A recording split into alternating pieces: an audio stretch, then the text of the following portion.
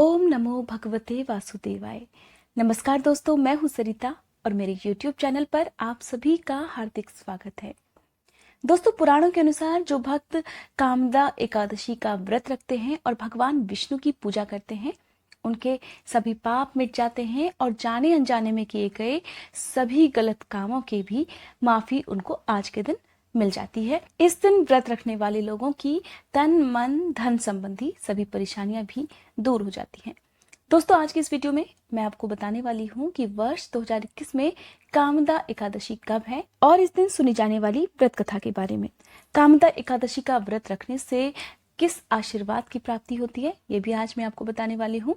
लेकिन वीडियो शुरू करने से पहले आप सभी से अनुरोध है कि अगर आप मेरे चैनल पर नए हैं, अगर अभी तक आपने मेरा चैनल सब्सक्राइब नहीं किया है, चैनल सब्सक्राइब कर लीजिएगा, बेल आइकन जरूर प्रेस कर लीजिएगा ताकि मेरे चैनल पर अपलोड होने वाली हर वीडियो की जानकारी आपको सबसे पहले मिल सके।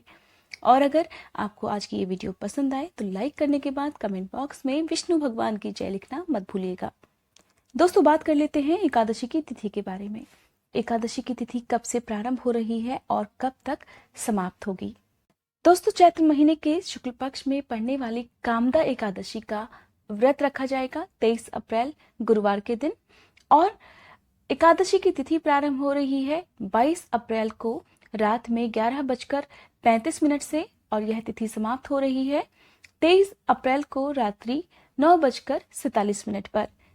कामदा एकादशी के व्रत का पारण मुहूर्त रहेगा 24 अप्रैल की सुबह 5:47 से सुबह 8:24 तक। इस तरह से कुल 2 घंटे और 36 मिनट की लगभग ये अवधि रहेगी। इसी समय में आप अपने व्रत का पारण कर सकते हैं। कामदा एकादशी का व्रत कितना पुण्य देने वाला है, इसका महत्व स्वयं भगवान कृष्ण ने धर्मराज युधिष्ठिर को उसके गुण और लाभ के बारे में बताया था। तब धर्मराज युधिष्ठिर ने भी इस व्रत को किया था।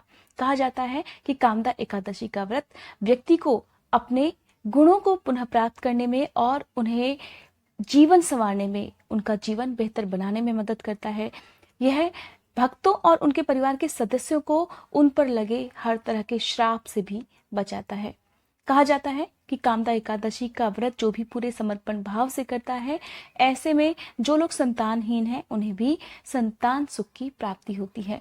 हिंदू धर्म में कहा गया है कि जो भी व्यक्ति मोक्ष की कामना रखता है, जीवन और मृत्यु के चक्र से मुक्त हो जाना चाहता है, ऐसे व्यक्ति को जीवन में एक बार एकादशी का व्रत जरूर करना चाहिए और कामदा एकादशी का व्रत इसी तरह का मोक्ष प्रदान करने वाला है। एकादशी का व्रत अन्य सभी व्रतों की तुलना में थोड़ा कठिन होता है क्योंकि इसका पालन लगभग 3 दिन तक आपको करना होता है। यानी कि दशमी तिथि से ही आपको कुछ नियमों का पालन करना चाहिए और जो कि द्वादशी तिथि तक, यानी कि एकादशी के अगले दिन तक, जब तक आप व्रत का पालन नहीं कर लेते हैं तब तक आपको कुछ नियमों का पालन करना होता है। दोस्तों, अब सुनते हैं कामदा एकादशी की कथा। माना जाता है कि प्राचीन काल में भोगीपुर नाम का एक नगर हुआ करता था। वहां पर अनेक ऐश्वर्यों से युक्त पुंडरीक नामक एक राजा राज्य करता था। भोगीपुर नाम के नगर में बहुत सारी अप्सराएं, किन्नर और गंधर्व भी रहा करते थे। उनमें से एक जगह ललिता और ललित नाम के 2 स्त्री पुरुष अत्यंत वैभवशाली घर में रहा करते थे। उन दोनों में बहुत प्रेम था और दोनों एक दूसरे के बिना कभी रह नहीं पाते थे। कभी कभी अगर अलग भी हो जाते तो दोनों बेचैन हो जाते थे। एक दिन गंधर्व ललित दरबार में गान कर रहा था कि अचानक उसे अपनी पत्नी की याद आ गई। इससे उसका स्वर, लय और ताल दोनों बिगड़ने लगे।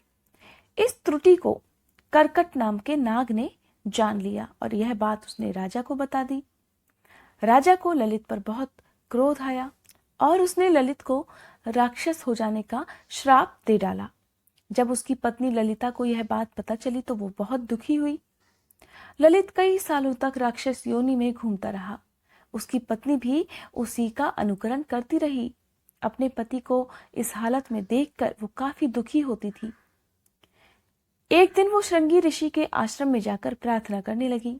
अपने आश्रम में उसे प्रार्थना करते देखकर श्रृंगी ऋषि ने उससे पूछा कि हे देवी, तुम कौन हो और यहाँ किस लिए आई हो। तब ललिता ने ऋषि से कहा कि हे मुनि, मेरा नाम ललिता है। मेरा पति राजा पुंडरीक के श्राप से राक्षस बन गया है। इस कारण मैं काफी दुखी हूँ। उसके उद्धार का कोई उपाय बतलाइए। श्रृंगी ऋषि ने आने वाली चैत्र शुक्ल एकादशी का व्रत करने का सुझाव दिया और कहा कि इस व्रत को करने से मनुष्य के सभी कार्य सिद्ध हो जाते हैं। यदि तुम कामदा एकादशी का व्रत करके उसके पुण्य का फल अपने पति को दे दो तो वो शीघ्र ही राक्षस योनि से मुक्त हो जाएगा और राजा का श्राप भी शांत हो जाएगा। मुनि के ऐसा कहने पर ललिता ने चैत्र शुक्ल की एकादशी का व्रत किया, जिसे कामदा एकादशी के नाम से जाना जाता है, और उस एकादशी का फल अपने पति को दे दिया। एकादशी का फल देते ही उसका पति राक्षस योनि से मुक्त होकर अपने पुराने स्वरूप को प्राप्त हुआ और अपनी पत्नी के साथ प्रेम पूर्वक रहते हुए अंत में स्वर्ग लोक को सिधार गया। दोस्तों, ऐसा माना जाता है कि कामदा एकादशी का विधि पूर्वक व्रत करने से हर तरह के पाप नष्ट हो जाते हैं और राक्षस आदि की योनि भी छूट जाती है। कहा जाता है कि संसार में इसके बराबर कोई और दूसरा व्रत नहीं है।